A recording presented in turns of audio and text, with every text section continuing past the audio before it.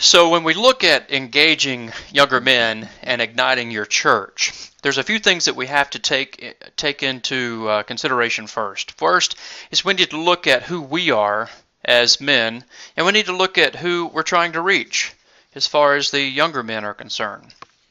One of the things I want to begin with is I've been speaking with a professor emeritus at Holy Cross University, and E.H. Thompson Jr. had produced a paper in 2006. And he says that later life masculinities seem to be defined by norms of sociability and reveal more vividly men seeking connections with others, instead of the acts of individualization. Older men's experiences become more centered on the emotional work of relationships and less about the triumphs that they used to define themselves as younger men.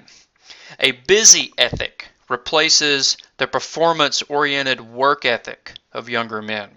A search for coherence replaces the self-reliant, give-em-heck value of earlier masculinities as a younger man.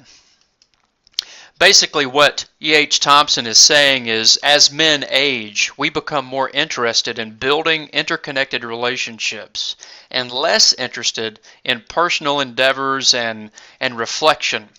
Our goal-oriented work ethic shifts to a busy ethic, meaning that it's equally as important to work without reaching a goal than singularly focused on working toward a specific goal.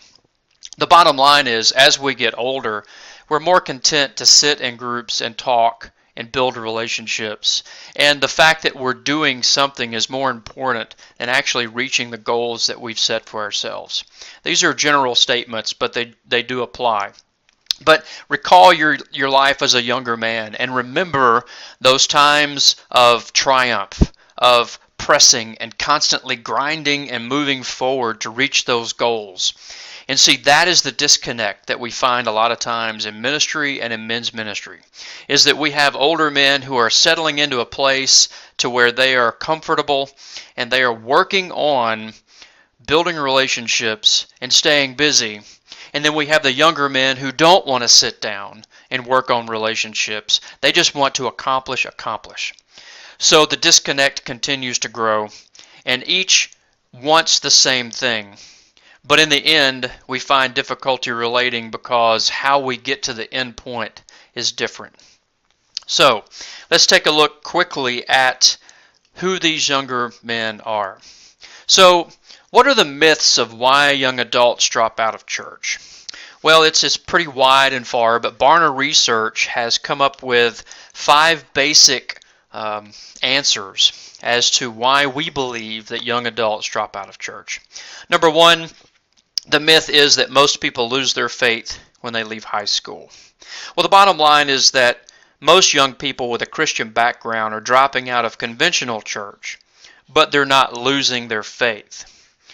The research has pointed back that there's 3 different types of young people and where they go. There's the prodigals who go away and eventually come back. There are the nomads who roam around endlessly looking for that right thing. And then there are the exiles, the young Christians who feel lost between church and society and they don't know where they fit. But that they lose their faith after high school is incorrect.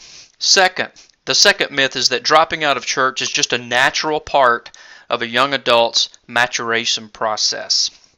The reality is, this line of reasoning ignores that tens of millions of young Christians never lose their faith or drop out of church. That losing faith should not be a foregone conclusion. So what Barna is saying is that dropping out of church isn't a natural part of a young adult's maturation process. Then we hear a lot that college experiences cause dropout. Well, the reason that this seems to be the case is that most young adults lack an adult mentor or a meaningful friendship with older Christians who can guide them through the inevitable questions that arise when you get out to college. In other words, the university setting does not usually cause the disconnect, but it exposes a shallow faith problem of many young disciples. But when they are connected to a mentor or an older adult, then the shallow faith problem is remedied, and they learn how to stay connected. Myth number 4, they are biblically illiterate. That's why they drop out of church. Well, that's wrong. Over a 28-year history of Barna information, they looked at generational gaps in spiritual beliefs and knowledge. And when comparing the faith of young practicing Christians or young adults to those older practicing Christians or older adults, surprisingly few differences emerged between what the two groups believe and their biblical knowledge. And number 5, they will come back at some point. Just give them time. That's a myth. The reality is that sometimes we minimize church dropout problem by assuming that they'll come back, when in fact they don't. The cycle is getting wider and wider with each generation, starting with the baby boom generation that they found.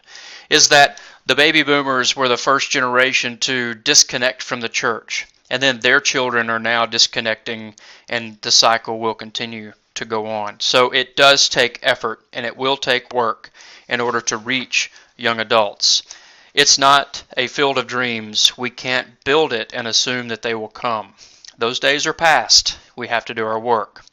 But let's look at 5 reasons why young adults are staying connected to the church. This is the positive, the bright spot, the things that we need to look at and celebrate within our congregation. Number 1, make room for meaningful relationships. That young adults will stay connected to the church who are connected to older adults. As a matter of fact, Barna found that those who stay were twice as likely to have a close personal friendship with an adult inside the church. The same pattern is evident among more intentional relationships, such as mentoring. So those who have meaningful relationships with older adults in the church are more likely, if not twice as likely, to stay contacted or stay attached to the church. Second, young adults, they want to learn how to apply faith to daily life. They will attach to a church that is teaching them how to apply faith to their daily life. The church can offer valuable clarity, and young adults need help learning how to apply their hearts and minds to today's cultural realities. So helping them think and respond rightly to culture should be a high priority in your men's ministry. The idea of finding a way to bring their faith in Jesus to the problems they encounter in the world seems to be one of the most powerful motivations of today's practicing young adults. They don't want their faith to be relegated to Sundays. This desire for holistic faith is something that the church can speak to in a meaningful way that helps them learn how to apply it Monday through Saturday. Number 3, make reverse mentoring a priority in your church. You see, the young adults are saying, we don't want to be taken as children any longer. We want to be taken seriously. And Barna's research found that they were saying this, don't give us a distant future leadership position. The institutional church in the young adults' eyes is way too hierarchical. And they're not interested in earning their way to the top so much as they want to put their gifts and skills to work for the local church in the present. Not the future, but the present. We, as older adults, as older men in our church, need to step aside. We have to get out of that seat and invite the younger adult into that seat. Get the young man involved. Encourage him to be in leadership, whomever he may be within your congregation. He needs to be the one that is striving forward, all the while creating a mentoring and advisory role by the older men in your church. It doesn't give you permission to disengage. What it does give you permission to do is to lead and teach and give wisdom into that relationship. And what you'll find when that happens is that you'll get equally the same amount of energy and intensity from their work and excitement from their accomplishments. You see, their ethic is to triumph and to push forward, whereas our ethic is to stay busy and to build relationships. So we teach them and they teach us. Number 4, we need to embrace the potency of vocational discipleship. We need to teach them how to relate vocation to faith. And when this happens, they stay. And Barna found this to be the case, is that churches can deepen their connection with young adults when they teach a more potent theology of vocation or calling. Young adults who have remained active are 3 times more likely than dropouts to say they learned to view their gifts and passions as a part of God's calling. And finally, number 5, they want to know how to develop a relationship with Christ. And isn't that why we're in the business of doing what we do? Isn't that what men's ministry is all about, is to create disciples for Christ for the transformation of the world? And they want that from us. And the churches that are teaching them how to be disciples and to make disciples are the ones that are not only retaining but growing their young men and their young members in membership. You see, the church communities can help young adults generate a lasting faith by facilitating a deeper sense of intimacy with God. For example, young adults who remain active are more likely than those who dropped out to say they believe Jesus speaks to them personally in a way that is real and relevant. Additionally, young active adults are much more likely to believe the Bible contains wisdom for living a meaningful life. The bottom line is they're staying when these things happen, that we create relationships with them. We teach them how to apply their faith to daily life. We give them a chance to lead, and we take a side seat, and we influence through our wisdom. We teach them how to relate their work to their faith every day of the week, and we show what discipleship looks all about. So that's the case for who we are and who they are. Now, look at where we are as a culture. Our once giant world is now tiny. Social media, network television, satellite technology, you name it. We can now connect to everyone in the world in a moment's notice. Information is readily accessible. Overstimulated adults are now seeking places of peace. And the church that was once the center of the community is now an option on a list of many. And young adults, they want action. They expect action. And they want to commit to community causes rather than simple personal devotions. They want to know that they not only belong, that what they belong to matters, and it makes a difference. So that's how we have to look at our communication, our culture, and our church. One of the most important things that we have to take a look at is discipleship. And if we want to create disciples, then we need to look at a pattern of discipleship that seems to stick and that matters. And one thing that I have found in my personal studies is a pattern that God has developed.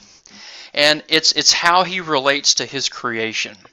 And in that relationship, we learn that He does 4 basic things over and over and over again.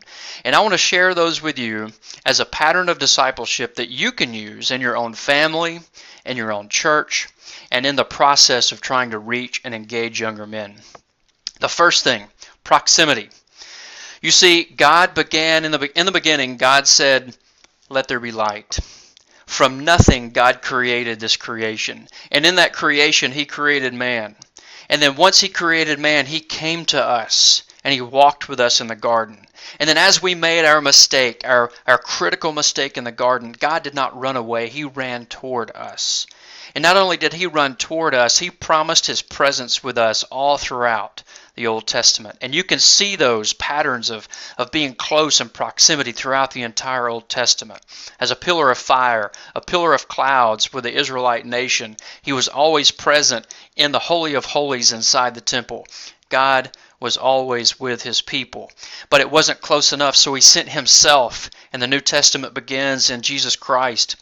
So Christ comes to this earth to walk with us, to feel what we feel, to hear what we hear, and to understand the human nature of where we are so that He could better relate to you and I. And then at the end of His walk and His journey, Jesus Christ was crucified. Did God stop there? No. He came even closer. He drew into us by sending us His Holy Spirit. So now He dwells within us. So take the pattern of proximity as God began in the great vast of nothingness. He created and He moved toward us at every step throughout history. And throughout His relationship with us, He drives closer and closer and closer into our heart. The same pattern is what we follow for discipleship with those that we're trying to reach. You got to get close to them. You got to go knee to knee. You have to find a way to get into the lives of those that you're wanting to disciple. Inviting them to a breakfast, inviting them to a meeting, inviting them to a project, inviting them to church, that's step one. That's getting them near you. Secondly, you've got to get inside. You've got to really understand who that person is, and that's creating relationships. The second thing is clear in how God works with us and through us is that He is insanely persistent about wanting us. And He wants us so badly that He never stops chasing after us.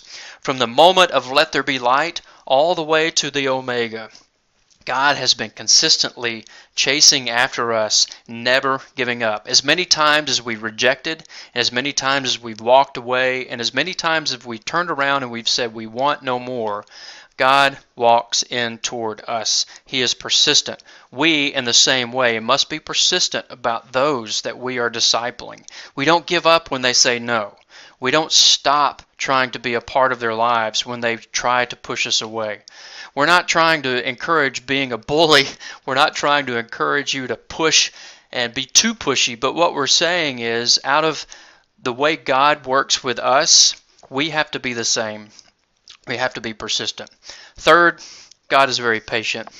And we're talking about a different kind of patience than sitting and waiting and hoping. You see, the idea of patience that God demonstrates is that He serves as a waiter waits. God waits on us in an act of service.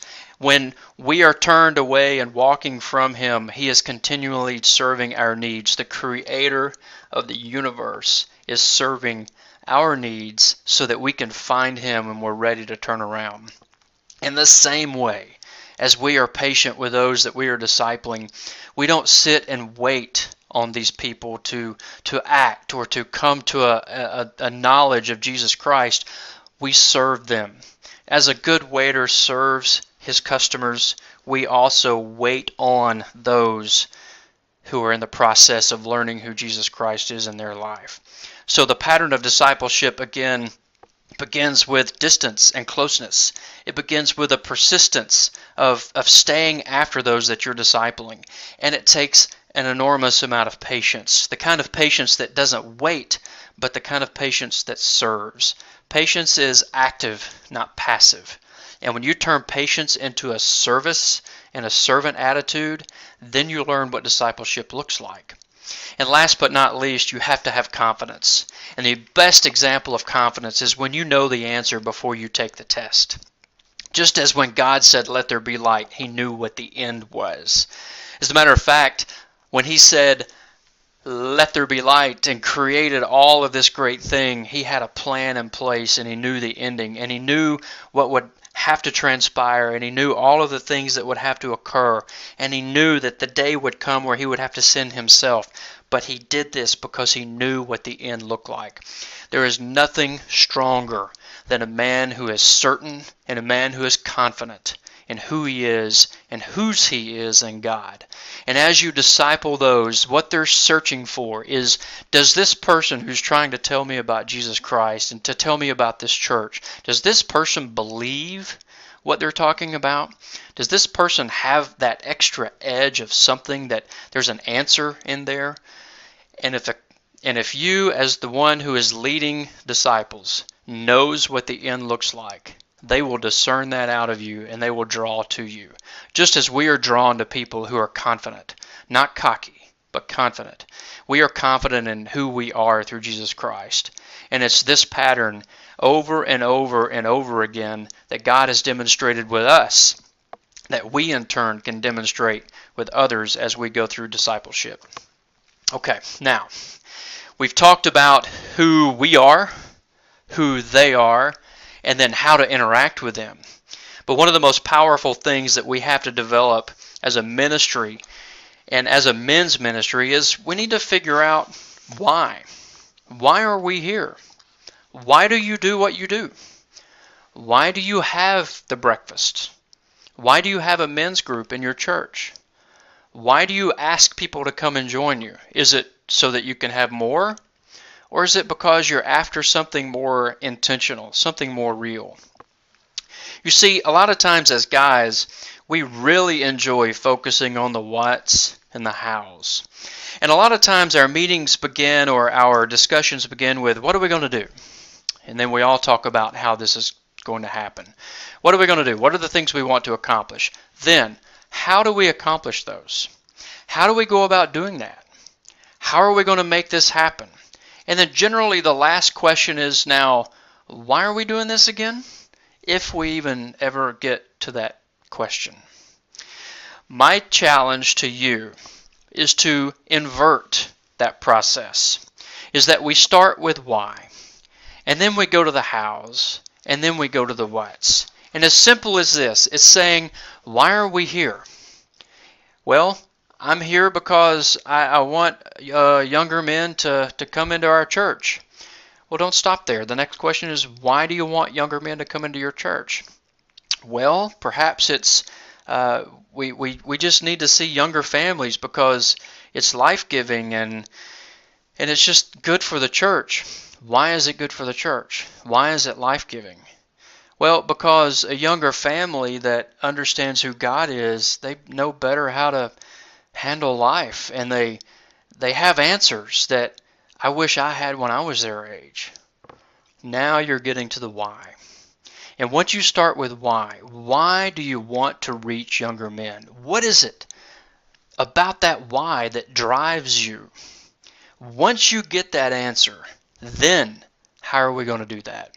Well, we can do breakfast, we can have a barbecue cook-off, we can have a service project, we can have small groups, we can have a Bible study, we can have a men's Sunday.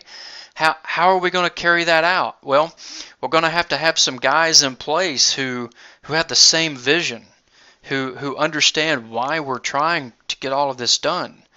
And then, what are we going to do? The details, the blueprints. A lot of times we'll start with a blueprint without really knowing why we're doing it. And when there's no passion inside of that endeavor, it fails. And you can extend this to your business life, to your family life, to your friendships, anything that you encounter. If you'll start with why, and then work on your how, and then get to your what, then you'll find a renewed, vigorous passion. When Paul was on the road, well, let's say this, when Saul was on the road to Damascus, he fell to the ground, and he says, "What shall I do, Lord?" And Jesus says, "Get up and go to Damascus. There you'll be told all that you have been assigned to do." You'll get your why, Paul. And once you have the why, then everything else that you do, like the Apostle Paul, becomes ignited with passion. And your passion not only fuels what you do, but it's infectious to those that are around you. And when you can communicate the why, then you have no problems whatsoever attracting anyone else into your endeavor. That's when your ministry really begins to grow. You have to start with why. There's really two types of models when you go to build an organization. There is a starfish model, and there is a spider model. When we look at a starfish, we see an interesting creature, somewhat unique in the way it's designed. But the funny thing about a starfish is if you cut that starfish in half, it'll grow another starfish. You see, every time you try to divide a starfish, it grows. And the only reason it can do that is because the starfish has the same DNA in every single leg, everything that it needs to reproduce itself exactly the way that it was before. And a lot of times we'll find a lot of models that are built in the starfish fashion are ones that replicate themselves over and over and over again with great success. They seem to be a little bit tougher to define because they all look just a little different Each starfish has its own unique little pattern, but they have the same DNA inside, working on the same goal, trying to achieve the same purpose. When we look at organizations that are built like a spider, we look at things that look like large corporations. We look at a spider as having a head, and without the head, it doesn't exist. It dies. But with a spider, we have different legs, different branches of what we do. We have a financial leg. We have a human resource leg. We have a recruitment leg. We have a working and a labor leg. We have presidents, and we have committees, and we have different pieces of the organization that all feed back to the body and move it to where it needs to go. And if you cut off one of those legs, it can survive. It doesn't move quite as efficiently, but it can survive. If you cut off a couple of more legs, then it becomes extremely inefficient, but it still lives. Or if 3 or 4 of the legs begin to just wilt on the spider doesn't necessarily die. But its movement is hindered, and it slowly stops looking like the organization it once was. But with a spider, if you cut off the head, it's gone completely. And a lot of organizations are structured around a single person that is responsible for the way that that organism goes. So when you place a president or a CEO or a leader in front of the spider type organization that has all of the control and all of the thoughts, when that head is gone, the spider dies. The ministry is dead, and it starts all over again with a new spider. So I propose to you that the better model for what we are trying to accomplish is the starfish. Because in any one of those legs, should they be removed, they not only grow another starfish, but the starfish itself isn't hindered, and it can continue to operate exactly the way it operated before. Jesus Christ brought the initial model of the starfish, and that's what he gave to us, meaning that he came to this earth to show us how to do it. And out of showing us how to do that, he gave us the DNA that was necessary to replicate his disciple-making model over and over and over again. So as we build the ministry in our church, we can't be the spider that is controlled by 1 or 2 or 3 or committees. We have to be an organism that can survive and last on and on and on, no matter how many times it's divided. The ultimate end goal is to divide your starfish and to create more and more small groups. You see, the ultimate model in the starfish principle energizes your small groups. And in reaching younger men, imagine each one of these legs that you're looking at to be a small group within your men's ministry. Each leg has what it needs to survive and move on its own. You see, because the leadership, the creator of this ministry, is providing the DNA necessary to replicate.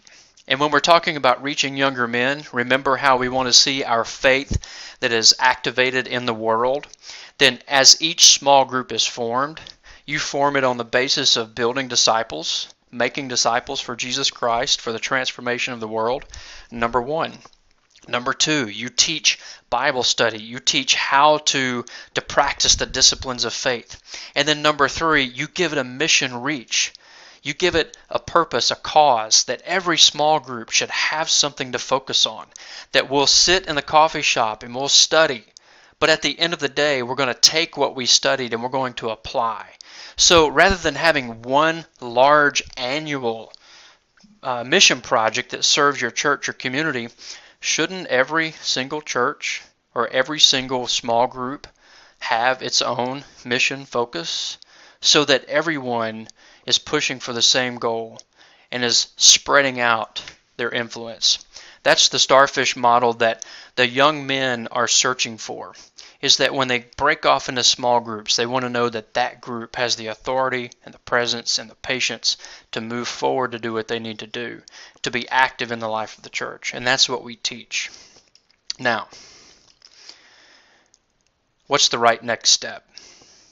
The next thing that you need to do is find your key leadership team within your church. The leadership team that is full of men who are already there, the guys that show up no matter what. Have them form a small group and to study these different things that we've talked about. Who are we? What is our why? What are we here to accomplish, and what is our mission focus? What are we as a leadership team going to do as a small group to not only grow one another in discipleship and teaching each other whose we are in Jesus Christ, but how do we take that and push that into the world? And then once you get that refined and you find the why, then that leadership team is then charged with moving out and creating and replicating themselves over and over and over again. You see, rather than asking these young men in your church and in your community to come to you, what you want to do is take your leadership group and go to them. You see, the model that Jesus started with is he went out of the temple and away from the church and down to the water's edge to call out his disciples. He went where they were. And that's what we have to do at this point in this place, to create these new opportunities for young men to not only see us, but to be a part of us and to join us. We also want to talk to our pastoral leadership. And one of the most successful things that I have seen in my own personal ministry is to walk into the pastor's office and to say, we love you, and we're not asking you to join us. What we're asking you to do is be a part of us so that we can minister to you. And if you show up to lunch, or if you show up to breakfast or dinner or whatever else project that we're going to be doing, we're not going to ask you to lead it. We're not going to ask you to even lead in prayer. That's what our men are here to do. But if you want to be a part of that process and you want to take an active role, then we are absolutely grateful and excited that you're a part of that. But never once do we want you to feel the pressure to be a part or to lead anything that we're working on. Whenever I make that statement to the pastor and the pastoral team, this collective sigh of, finally, I can count on the people, my laity, to help me lead this congregation. And then, after meeting for 6 weeks, at that point, define why you have men's ministry and why you're doing what you're doing. And from there, you'll find the right next step.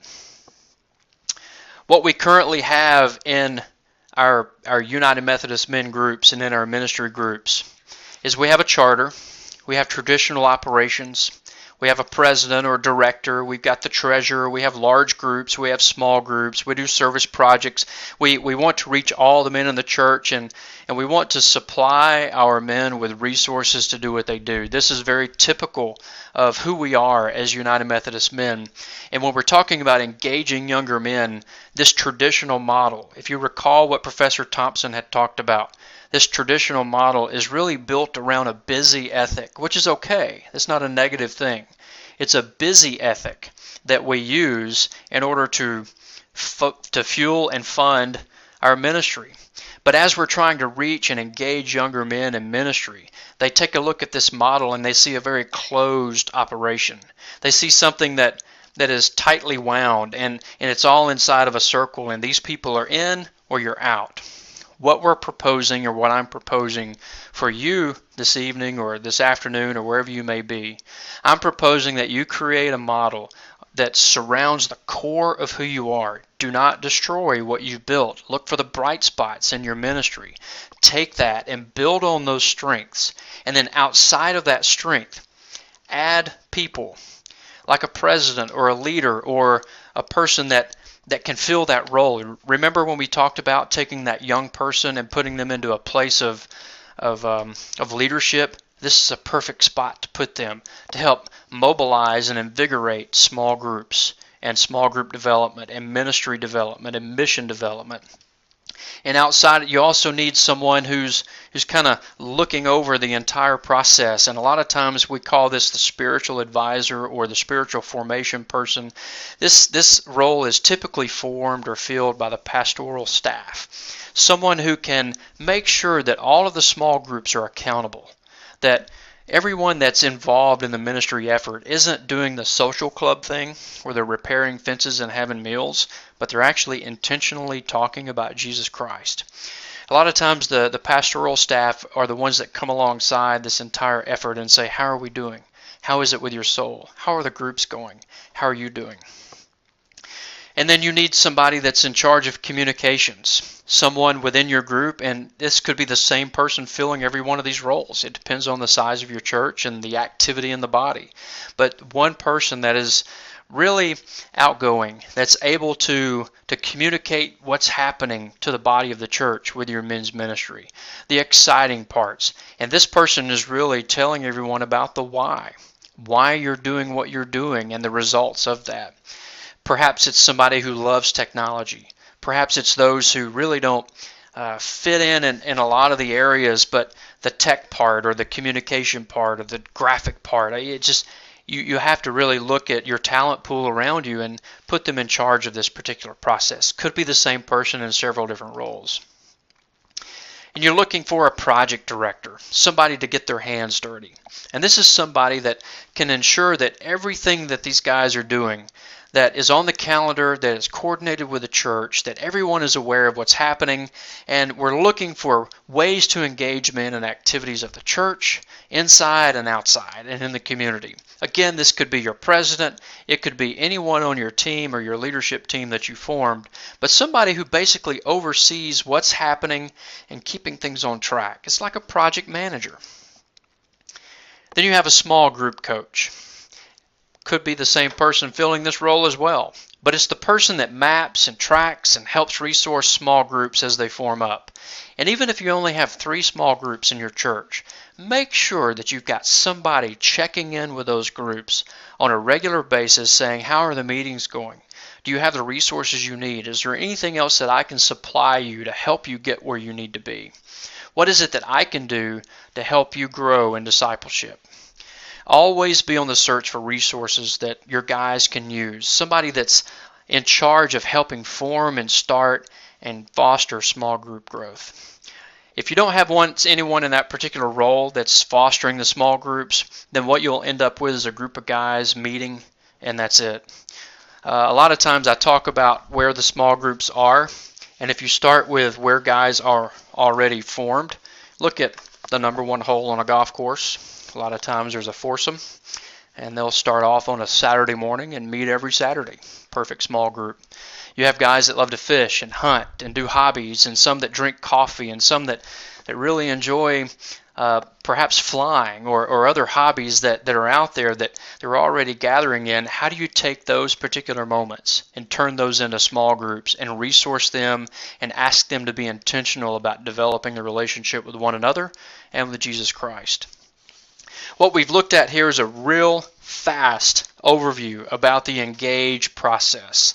It's less in-depth as the 4-hour workshop, and it's in that particular setting that you'll learn how to take each one of these areas and a few more.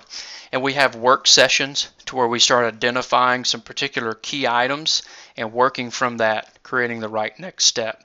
But the bottom line on engaging and reaching younger men to ignite your church, it begins with discipleship and a powerful why. So I appreciate you being on board with us here today, and certainly would enjoy the opportunity to present this to you in a group setting with several churches involved. And you can reach me by emailing me at garnold@gcumm.org. That's garnold@gcumm.org. And I'll be happy to set up a time to come and speak to your district or your conference to see what we can do to continue to grow in a relationship with one another and with Jesus Christ. Now, if you have any further questions, we'll do our best to answer those. You can email those to us, and then we'll see you next time.